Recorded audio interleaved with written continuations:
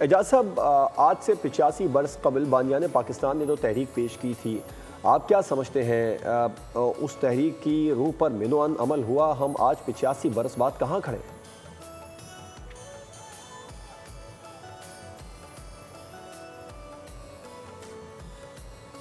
اعجاز ملک صاحب جی، اعجاز صاحب آپ کا جو مائک ہے وہ میوٹ ہوا ہوا ہے، اس کو انمیوٹ کر دیجئے پلیز تاکہ ہم آپ کا جواب سن سکیں۔ میں عرض کر رہا تھا جی کہ یقیناً اگر ہم ایمانداری کے ساتھ اور پوری دیانتداری سے اس کا تجزیہ کریں تو ہم وہاں تک نہیں پہنچے جہاں تک پہنچنے کی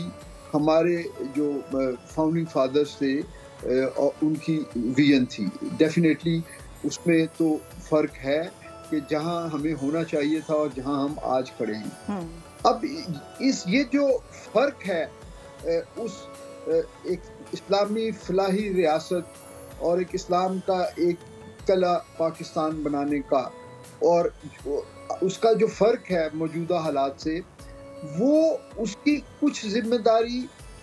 اور بلکہ بڑی ذمہ داری جو ہے وہ تو یقیناً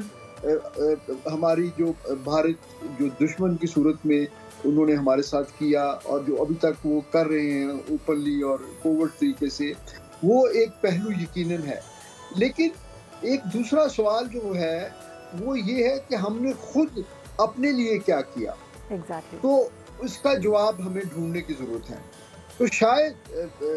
جو ہے ہمیں اس کا جواب یہ ملے گا کہ ہم لوگوں نے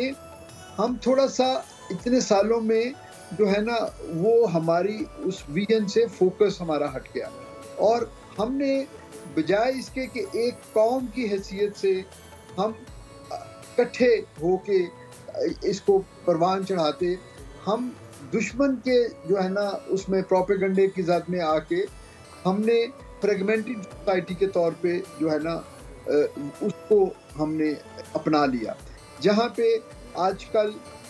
پاکستان تو مسلمانوں نے بنایا تھا تو اس میں کوئی تشخیص نہیں تھی کہ اس میں کسی مسلمان کا مسلک کیا ہوگا، بلکہ صرف مسلمانوں کا ہی نہیں، قائد اعظم نے تو اپنے خطابات میں یہ فرمایا کہ جو غیر مسلم بھی ہمارے ہاں رہیں گے۔ بالکل ایسی ہے اعجاز صاحب، ہم کلیئر تھے کہ ہم نے ایک علیحدہ وطن حاصل کرنا ہے، تو صرف 7 برس لگے علیحدہ وطن حاصل کر لیا۔ آج 85 برس بعد منزل صرف اسی لیے حاصل نہیں کر پا رہے کہ ہم کلیئر نہیں جی، اس لیے کہ فرق جو ہے نا جی وہ قیادت کے پرخلوص ہونے کا ہے، ان کی نیک نیتی کا ہے۔ اس وقت کی جو قیادت تھی وہ اپنے سنگل پوائنٹ ایجنڈا پہ بہت مخلص تھے، لیکن اب کیا ہوا کہ بعد میں بدقسمتی سے کچھ ہمارے سیاست میں وہ لوگ آگے جن کا پاکستان بنانے میں وہ رول نہیں تھا، یا جو نظریہ پاکستان سے ان کا اختلاف تھا، وہ متحدہ بھارت میں رہنا چاہتے تھے، لیکن چونکہ ان لوگوں کی کانسٹیچوئنسیز اس پرپوز پاکستان میں تھی تو مجبوراً ان کو پاکستان میں آنا پڑا، اور جب وہ پاکستان میں آ گئے تو پھر انہوں نے اپنے مفادات کے لیے زیادہ کام کیا بجائے اس کے کہ ایک اجتماعی قوم کی حیثیت سے ہم کام کرتے۔ اسی لیے ہمارا جو ہے آئین سازی کا عمل جو ہے وہ اس میں تاخیر ہوئی، اور ہم ایک اچھی فنکشنل ڈیموکریسی نہیں بن سکے جو کہ تمام شہریوں کو برابری کے حقوق کے ساتھ آئین کے تحت ہر قسم کی اس کو جو اپرچونٹیز جو ہے اور آزادیاں جو ہے وہ انشور کرتی۔ ہم اس چیز سے ابھی تھوڑا سا دور ہیں، لیکن ابھی بھی کوئی ایسی بات نہیں ہے کہ ہم اس چیز کو ریکور نہیں کر سکتے۔ صرف ہم سب کو نیک نیتی کے ساتھ اپنا اپنا فرض ادا کرنے کی ضرورت ہے، اور مجھے پورا یقین ہے کہ انشاءاللہ جو پاکستان کو اللہ تعالیٰ نے جو وسائل دیے ہیں، اور سب سے بڑا جو ہمارا ریسورس ہے نیچرل اور منرل ریسورسز کے بعد وہ ہمارا ہیومن ریسورس ہے۔ اتنا بڑا ہیومن ریسورس ہمارے پاس ہے، اگر ہم ان کی انرجیز کو فوکس کریں، ان کو ان کی جو ہے نا اسکل انہانسمنٹ کریں، ان کا ہیومن ڈیولپمنٹ کریں، تو کوئی وجہ نہیں ہے کہ ہم آج گلوبلی جو ہے جو ہمارا ایک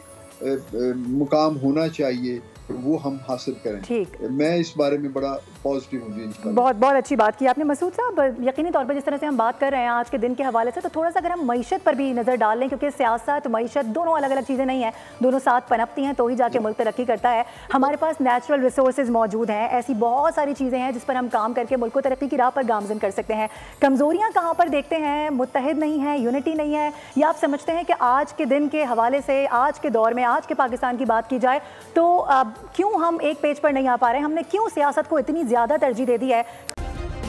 سبسکرائب کریں اور بیل دبائیں تاکہ کوئی خبر رہ نہ جائے.